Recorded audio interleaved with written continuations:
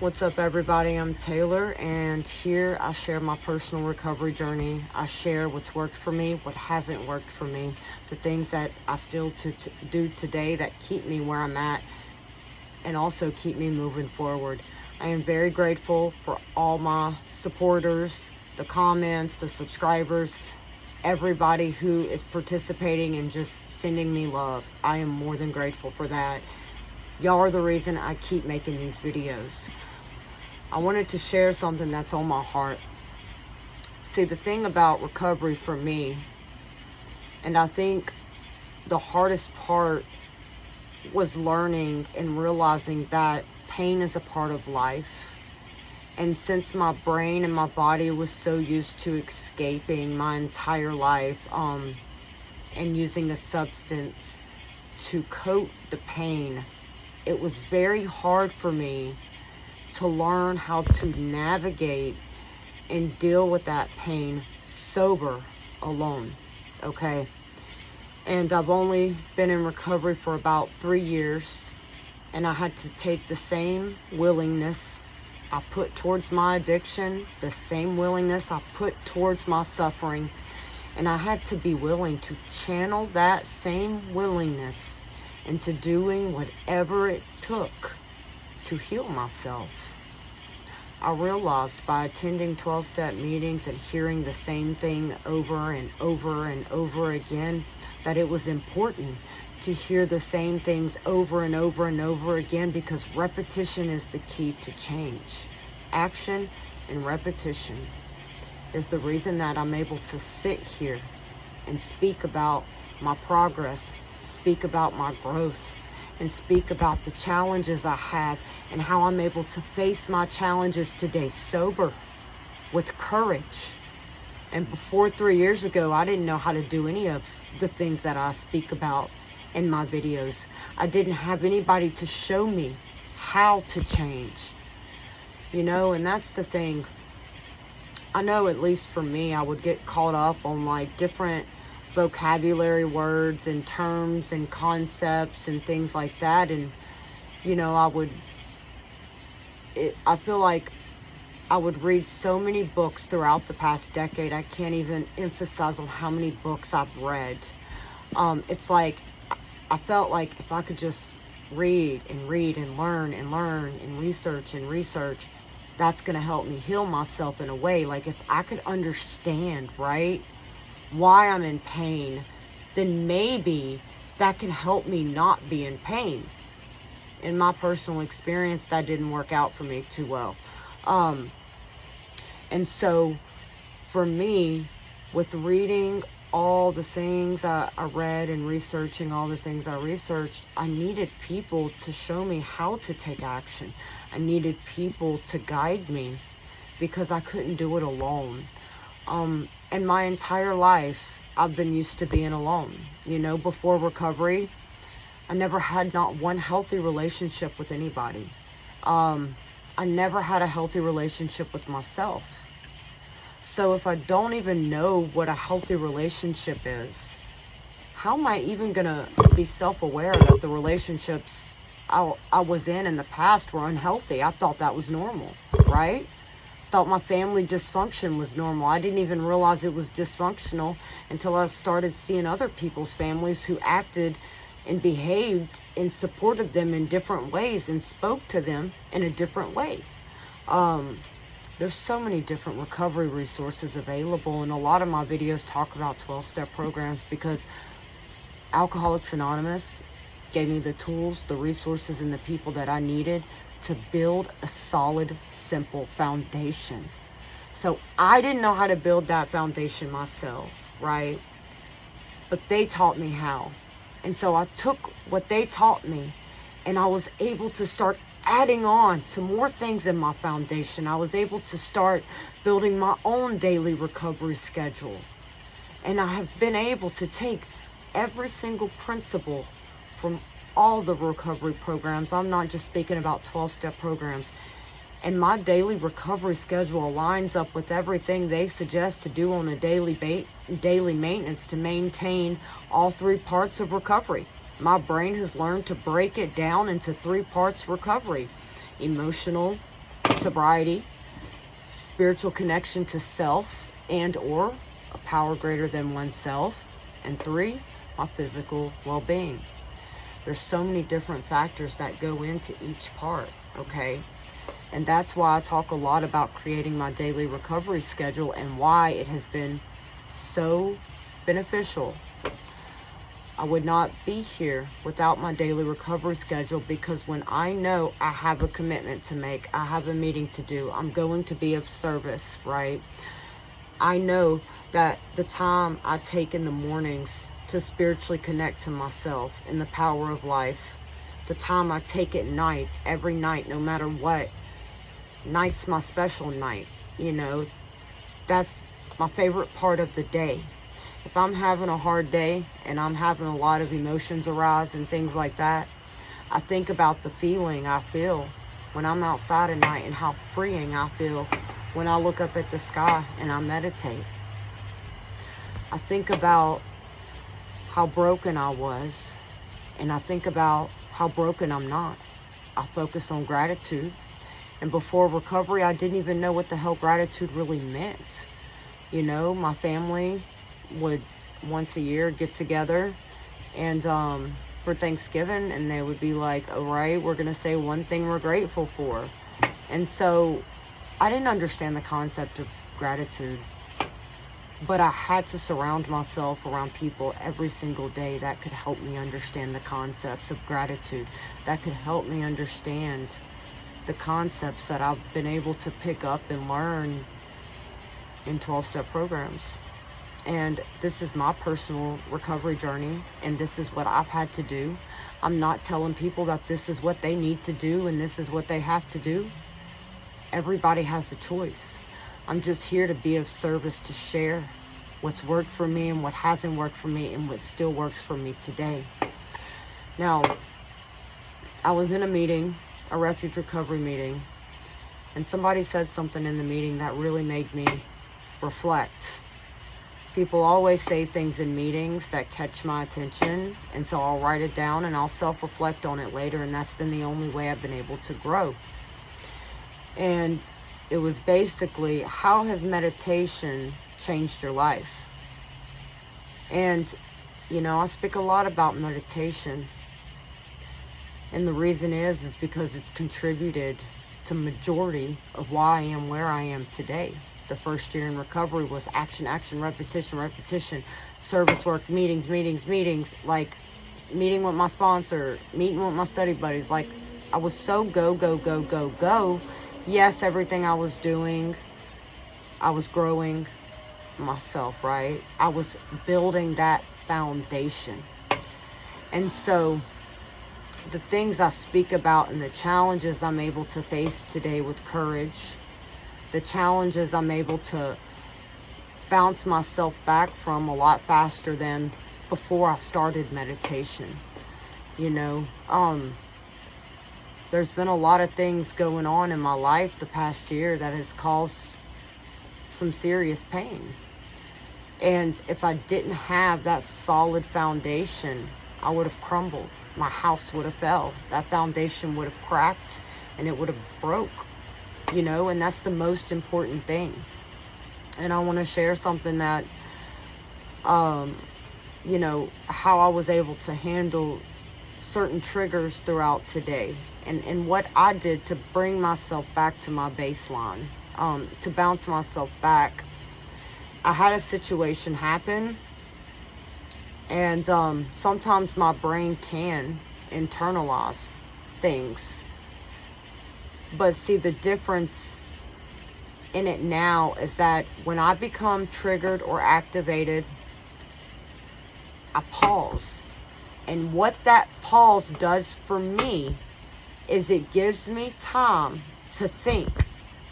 It is so hard, at least it is for me, to be able to pause. I'm able to pause today. I don't do it perfectly every time, but I can go back and I can take my inventory to see what I need to do differently next time. But I have gotten to a place in my recovery where pausing is becoming more and more familiar, okay? So when I pause, what pausing does for my brain is it allows me to think. okay? Because I used to be a very impulsive person. I was very reactive because everybody around me my entire life was reactive. I didn't have anybody to teach me how to regulate my emotions. Like I said all the time, I didn't know how to self-soothe. I wasn't taught these things. So as an adult and as being a mother, I had to make a choice to teach myself these things because nobody was going to teach me. You know, I've been taught by other people in the program, of course, but really it's solely my responsibility to teach myself these things by asking questions, asking other people, hey, how do you deal with this? How this? You know? And so what pausing does for me is, one, I needed to build a solid foundation in the beginning of my recovery. I built that solid foundation. I started meditation, which gave me even more solid foundation, right? So I was adding on to my foundation. So those influences and factors contribute to why I'm able to pause today. Okay, it's been a lot of inner work, a lot of self-reflection, and a lot of learning how to just accept my emotions as they are, without judgment, without criticism, without allowing that negative self-talk to just hijack my brain, right? So I had a situation happen today, and the details aren't important. And I could feel myself getting dysregulated, okay? And I felt like I responded with love and compassion to this specific experience. So I was proud of myself for doing that, but I was still dysregulated. And I had received a text message from someone else that's close to me, who has done nothing but show me love and compassion and kindness and guidance since the moment we've started working together. And when I read their message, I was already a little dysregulated. Okay, follow along with me. I was already a little dysregulated, and I was aware that I was dysregulated. And I read the message, and I internalized it based on what I'm going through with my health, based on like feeling unheard, unseen, misunderstood. Okay, like, so basically it was something from within me that caused me to become triggered. Okay, it had nothing to do with the text. Now sometimes people have different situations. They're in abusive relationships, somebody's being verbally abusive or unsupportive. I'm not talking about that. I'm talking about my personal experience and how my brain responded to this due to the fact that I was already a little bit emotionally dysregulated. So I've been able to become self-aware of when this is going on. And what I should have done is not respond to that text message when I knew I was already emotionally dysregulated, because when I read it, I internalized it based on my personal experience and what I've been struggling with the past year. And what I could have done is put the phone down, and I could have come outside, and I could have meditated like I always do to bring myself back to baseline. But I did not do that. I typed back. I wasn't disrespectful, but I wasn't ugly, but I'm sure that I would have said something totally different if I wasn't already dysregulated. Okay? And so, follow along. So that made me even more dysregulated. So it's kind of like those temperature things, you know, like they start getting boiling, and then it explodes, right? So it's like I already knew what got me dysregulated the first time. So the first time I should have stopped what I was doing and left my phone in the house like I always do, and came outside and meditated and bounced myself back. I did not do that. So I became more dysregulated after the situation with the text message. And in that moment, I consciously knew I needed to go outside, okay? And I chose not to, because going outside is the way I bring myself back, by positive self-talk, just accepting my emotions, meditating, intentions, and things like that. I'm able to do now to bring myself and bounce myself back up. Instead, I went to go talk to my spouse because he had got home. And that's my routine. It's like the same routine. When he comes home, I go talk to him. And I knew sitting on the counter that I needed to exit where I was because I was getting even more emotionally dysregulated. Had nothing to do with him. Had nothing to do with him. This was what was going on with me, okay? This had nothing to do with anybody that I dealt with. These 3 people, nothing to do with them. All based on my perception and my perspective of what I deal with internally, emotionally, on a daily basis. And it got a little heated. And so I finally realized, you know what? I need to go outside. And my husband knows me, and he knows not to take it personal. And so my point is like, what meditation has done for me, it's given me the ability to become consciously aware of when I need to remove myself. Now, actually removing myself and taking action is a different story, but I'm getting a lot better at it. And that's the whole purpose of recovery, is knowing that we're getting better at it. Because I can't expect to just know how to regulate my emotions. I can't expect to just know how to communicate when I'm extremely dysregulated, right? These things, we're not born with these things. These things have to be taught, and truly they should be developed through childhood, you know. But majority of us don't have that opportunity. At least I didn't. And so I came outside like I should have done after the first person and I interacted with. And I came outside and I sat on my Amazon chair and I meditated. And I accept my emotions and I released my emotions. I identified and said out loud what the triggers were, why they were triggers, how that made me feel, why that made me feel. I talked myself through it and I released it and I accepted it. And it took about 10 to 15 minutes of me doing this meditation practice. And I was fine. I got up and I cleaned up the backyard because I bought my daughter a slip and slide. And me and my husband, everything was fine, you know? And so I share these personal experiences with people to show people that change doesn't happen overnight. I've had to put in a lot of inner work, and I still choose to put in a lot of inner work every day because I want to grow, because I want to learn how to regulate my emotions. And I say I want to learn how to regulate my emotions, but I am learning how to regulate my emotions. And I am learning how to communicate when I am dysregulated without having to cuss somebody out or lash out or just talking crap, you know.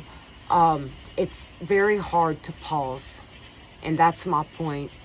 And I remember asking people, old timers and stuff, and Alcoholics Anonymous, you know, like my first year in recovery, I'm like, tell me what steps I need to take to pause, and I can write it down, and I can do this, right? It didn't matter the CBT skills, the DBT, the RBT, all the counseling skills I've learned and I've integrated into my life. None of that mattered because I still didn't know how to pause. And I couldn't figure out why until I started forcing myself to get comfortable with sitting in silence, which eventually led to me meditating, which eventually led to deeper meditation and deeper meditation. And I'm finding out things about meditation that I'm still learning about. I don't know everything. I'm just beginning. And so I wouldn't be where I'm at without meditation. And I noticed that in a lot of people in my recovery programs and in my meetings, I'm always wondering what is so different with some people that makes other people so different. And the answer that I've been able to come up with is because the people that are meditating, I already know. I know the people that are meditating just by the way they hold themselves, just by the way they talk and the way they act and the way they respond. I can tell when a person meditates.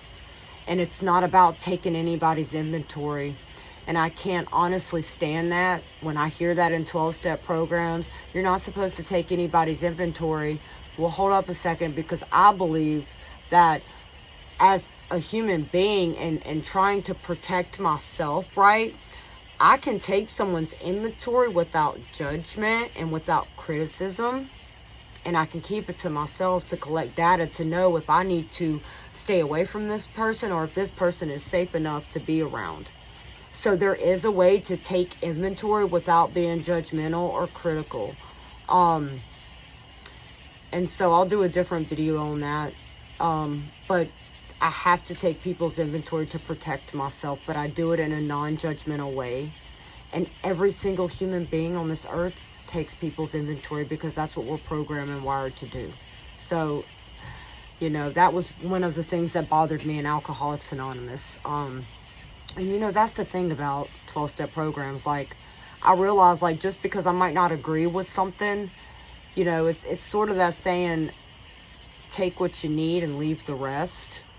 And so I'm realizing that there's way more to life than just one recovery program. I'm realizing there's a whole world of recovery programs out there. And for me, my brain and the way that it's wired, I like to have new experiences from time to time, because I'll start to get bored. And that was one of the reasons I would leave Alcoholics Anonymous, coming in and out the past decade, is because I would get bored of doing the same thing over and over again.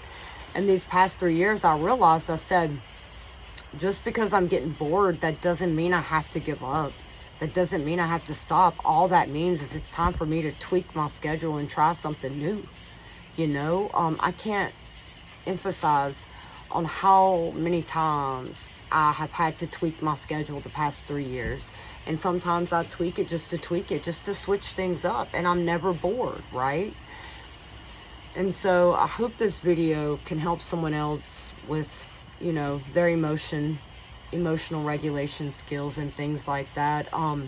Because I think it's important for me to really point out that I had to build a solid foundation, and I had to really start meditating until I was really able to control the reaction to my emotions. I can't control my emotions, right? But I can control my reaction to my emotions. And recovery's taught me how to believe in myself. It's taught me how to trust myself. It's taught me how to show up for myself.